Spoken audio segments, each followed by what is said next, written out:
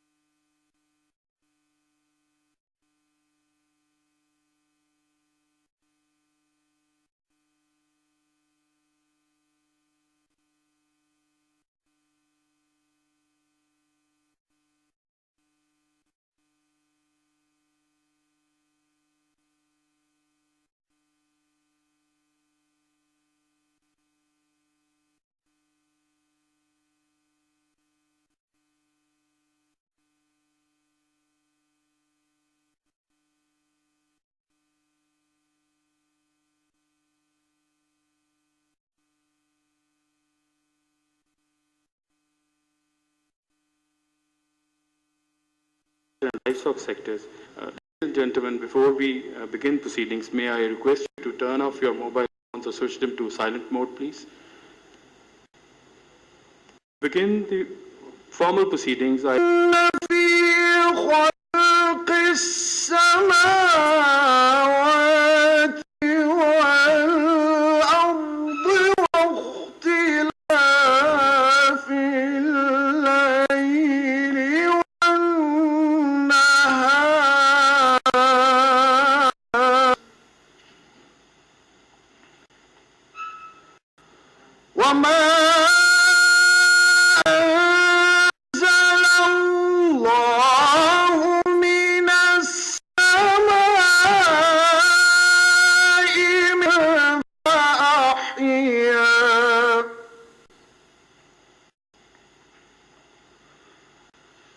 من السماء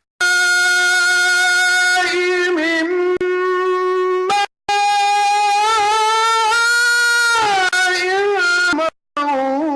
موتها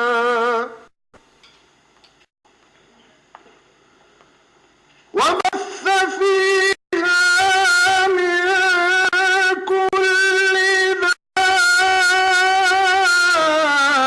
دابة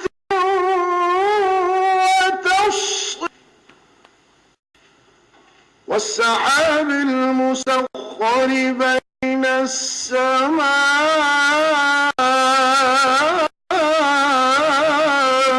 والأرض يعقلون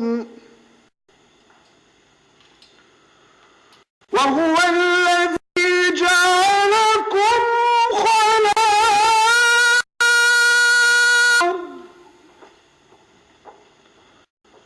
ورفع بعضكم فوق بعض درجات ليبلوكم إن ربك سريع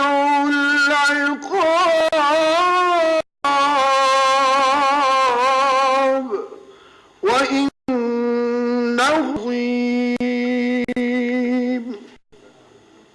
In the name of Allah, Almighty God, gracious, always merciful. Behold, in the creation of the heavens and the earth, in the alternate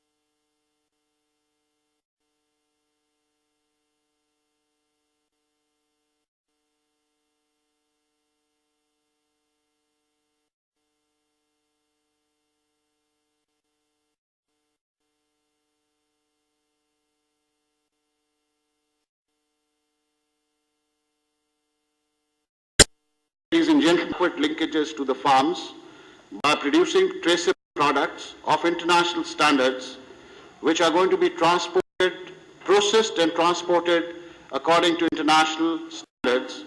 There's a huge amount of political will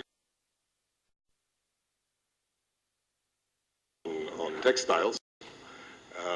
There is in the food sector some areas of cooperation, but I indeed would agree with that. This is an area of great. You have very rightly chosen to focus here on traceability and food standards, because that's something that's absolutely essential for all of us, both here in Pakistan and in the European Union. I would say that the European Union has become the world standard setter when it comes to standards. When it comes to food safety and security. And we've learned this the hard way by having a number of difficulties, scandals, starting with the so-called BSE, the mad cow disease in the 1990s, and very recently a major scare of E. coli. We don't claim to have found all the answers or being perfect when it comes to food standards and food security and safety. But we do try very hard, and we're very eager to work with our friends here in Pakistan and of the entire country. I'd just like to mention very briefly that we actually do have some programs in place as European Union, and I know that member states also have bilateral programs in terms of how to promote trade between Pakistan and EU, which, as you may know, amounts to about 7.5 billion euros per year, with a small surplus in favor of Pakistan. So we're actually buying more from Pakistan than we're selling from or selling to you. We have something called a technical systems program for trade, where we're working specifically on standards. Mangoes were mentioned. That's one area we've been looking at. We are currently engaged in trying to resolve a so-called trade irritant on fisheries. This does not concern Punjab so much, but I think it's a good example where we're trying to use an existing program, a development cooperation program, to promote trade. I'm often told, having been here now for about 10 months, that Pakistan wants trade, not aid. So I say, well, here's aid for trade.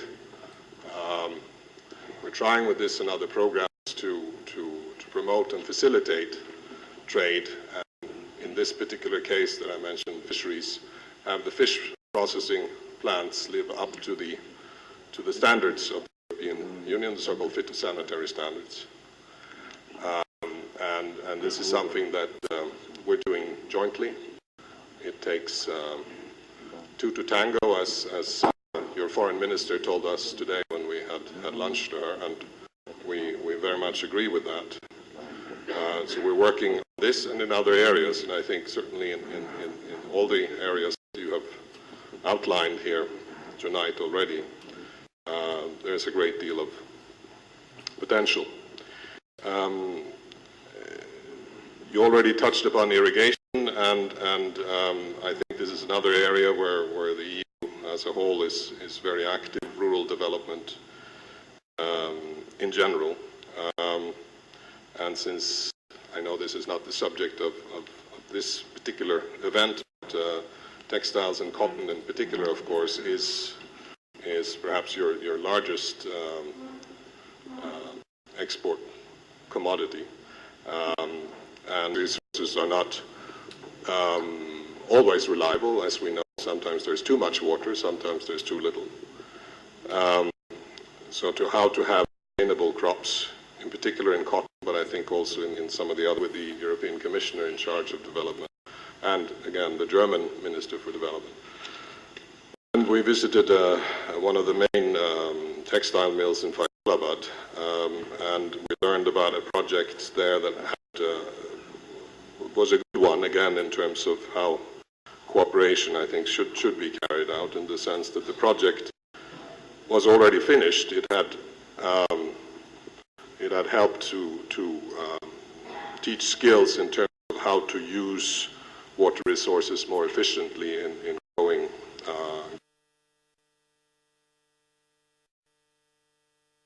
EU countries, Union, a name which conveys great hope and confidence, historical process, which is obviously very revealing. Forces of Hitler or Napoleon could not conquer Europe, but dialogue and putting behind differences, rising above likes and dislikes, was the approach which finally converged into the European Union, which is a remarkable piece of lesson for those who want to learn the lesson. I believe that South Asia SAARC is another model. And I think SAARC should obviously learn from European Union's interaction and the way, slowly but surely, it evolved into a model where you have single currency, you have tremendous economic opportunities, interaction, parliament, and of course now the constitution. Even though today you have very serious, sovereign problems, financial problems, but as a federation, as a entity, the way you are handling this issue is really remarkable. And that's how nations have shared their bounties and sufferings together, so that in bad times they stand with each other, and in good times they share each other's bounties. I think that's a remarkable model which SAARC should really follow, and that would be the way forward, as far as I'm concerned, to see this part of the world progressive and development, expansion taking place in times to come. Therefore, we have differences with India, we have problems with India, but this is a conscious policy of my party, and of course now Pakistan's stated policy, that we will certainly follow our differences, we'll try to resolve them, but not through wars. War is not a solution today. We have fought 3 wars, and we delivered bloody notes to each other, and in the end of the day, it was suffering, it was further unemployment, poverty, and miseries. So I think today, in this day and age, it is going to be economic competition. It is going to be excelling in areas through hard work, through innovation, through R&D, and through brains, that nations will win their wars, their goals. And in that context, Pakistan is absolutely ready to interact with India, exchange, commerce, trade, exports, joint ventures, and at the same time keep our stated stand on Kashmir, on water issues, and other problems which need to be resolved sooner rather than later. Without that, permanent peace will never take place in this part of the world. Again, as I said earlier on, that we have to take our lesson from European Union's model, the way people they speak French, they speak English, they speak German, and then Nordic countries, Italian, Greece, and yet they've gelled into a society which is certainly, as far as I'm concerned, is very inspiring. Ladies and gentlemen, I will not go into details. You have heard Secretary Culture giving you details of what potential Pakistan has, and Punjab particularly in the field of agriculture. We are a province of 90 million people, 100 million people, and our demography is very interesting. 15 to 30 years age comprise 60% of our population, which is a great challenge as well as an opportunity. And if we can harness this into energy and convert this into an opportunity, I believe we can really find our lost place in the economy of nations.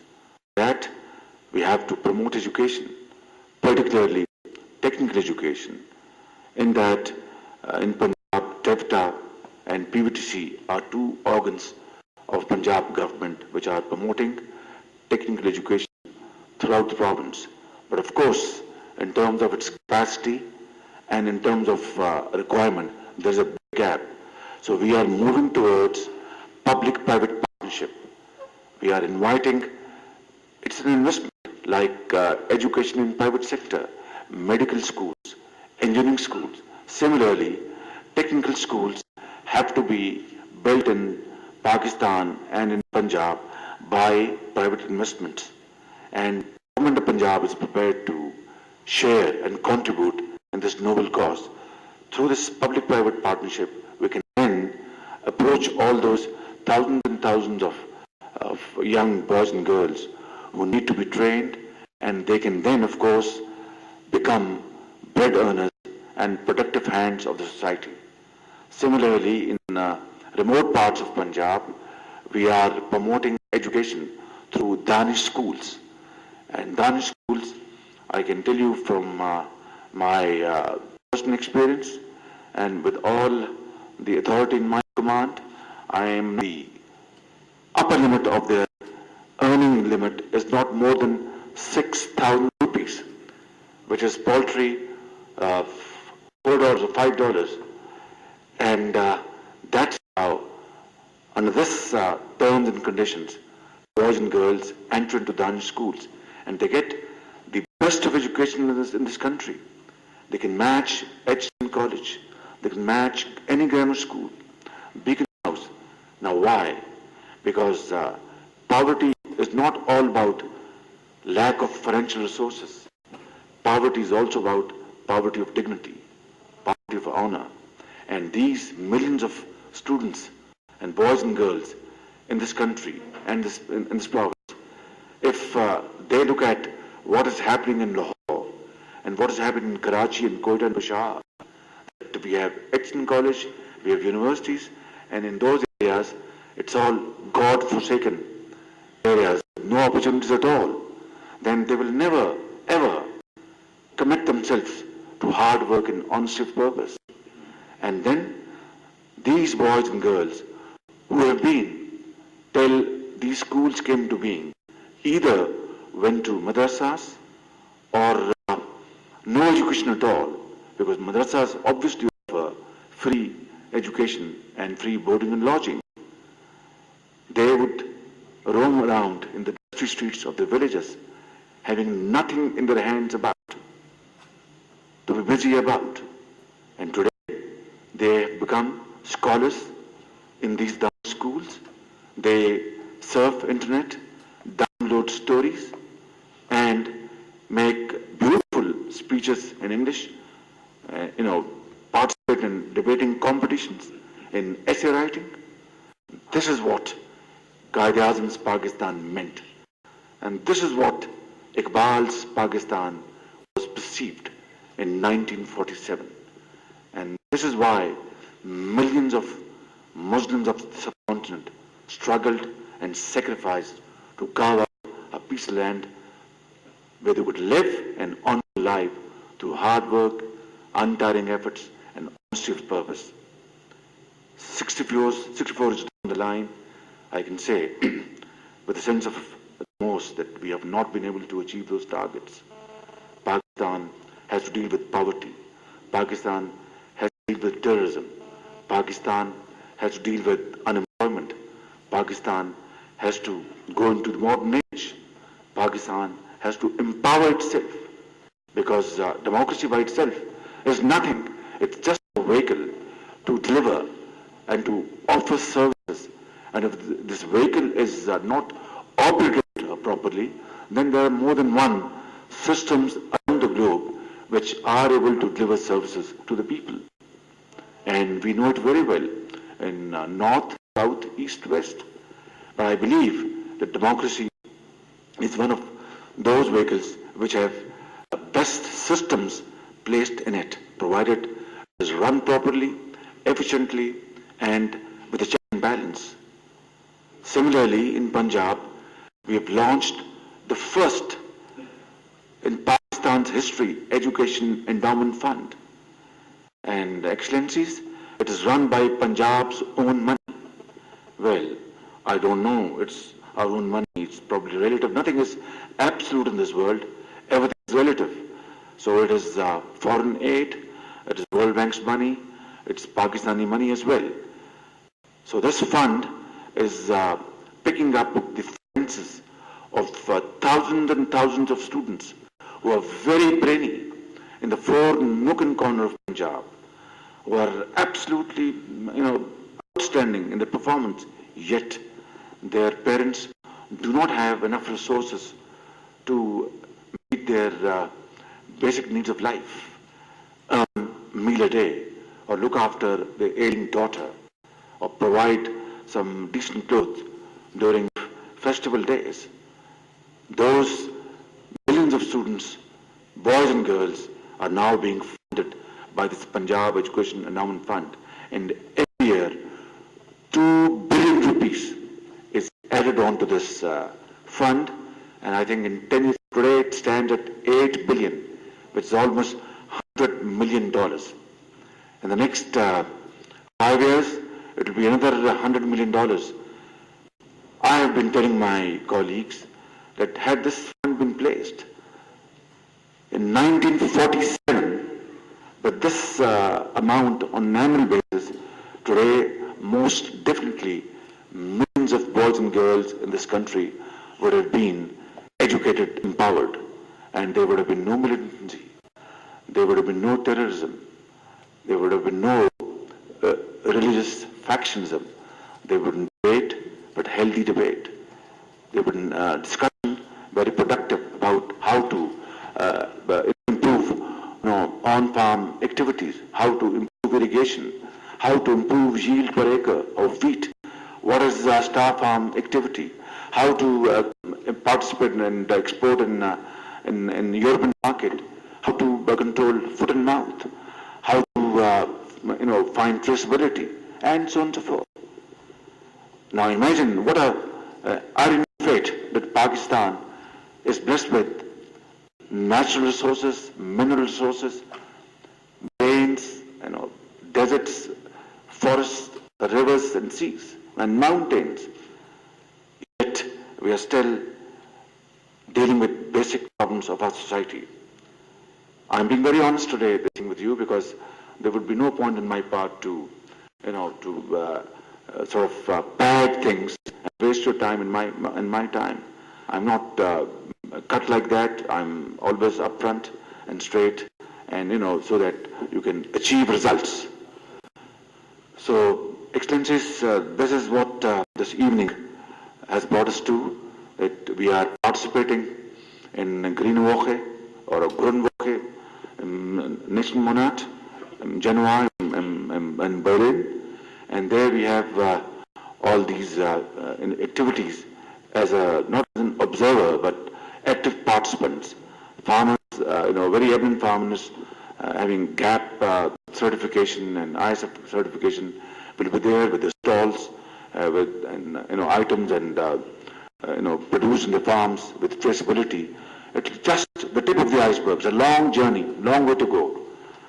And I can assure you that with better leadership, with better planning, with better understanding, and better connectivity with the people, we will certainly overcome our problems. It is difficult, but not impossible. It's a difficult road, bumpy road, no doubt about it. It's a long road as well, no doubt about it. But only those nations and societies have survived who have really made a commitment to march on that bumpy road, facing difficulties and ultimately, achieving their targets with a sense of great dedication and commitment. I would be very happy to take your questions in time if you want to have. And let me conclude once again that I thank you very much for your participation here this evening and sparing time to go through this presentation. We're very grateful to European Union's support to Pakistan. The European Union has always been very friendly towards Pakistan's issues, always been very supportive of our problems, and today our bilateral trade stands at about $10 billion, 40-60 this way and that way. This needs to be really, increased through mutual discussion. We have great potential in textile, in culture, livestock, milk production, dairy farming. These are our very strong points. I think European Union has been historically an exporter of critical plants and machinery to Pakistan, whether it's Denmark or Holland or Germany or France and all these countries, Britain. I think with technology and the ambassador of European Union, rightly so, that I don't believe in aid. I believe in trade, and I'm not going to brag or boast of something that will not go well in this wonderful room and a very conducive environment. But the point is, the fact of the matter is that I certainly belong to that school of thought that we must learn to stand on our feet through austere planning, through very, very well thought out plans of production, socio-economic promotion, and the last penny of our national exchequer must be spent for the welfare of the people. In that, we warmly welcome support from World Bank, from other international institutions we are a member of, and of course European community, of course all those other countries of the world who have interest in promotion of third world countries and developing countries, which Pakistan is. But in principle, I am against aid, because that never allows a society to prosper, that never allows a society to stand on its own feet, and that state must be able to generate its own resources in the end of the day, like the most developed and the most outstanding states of the world have done in the last 50 years, 60 years, 100 years. I think that model Pakistan must follow. Having said that, we are always very keen and always very happy to interact and further, promote our relations with international society, international countries, the entire world, particularly European Union. I think our future lies with closer ties with you, and it has to be a two-way traffic. Technology and machinery and expertise from great countries like you, and then Pakistani people, entrepreneurs, investors, benefiting from your support and investing in this country in areas which benefit our people. Thank you very much. I believe this has been a wonderful evening.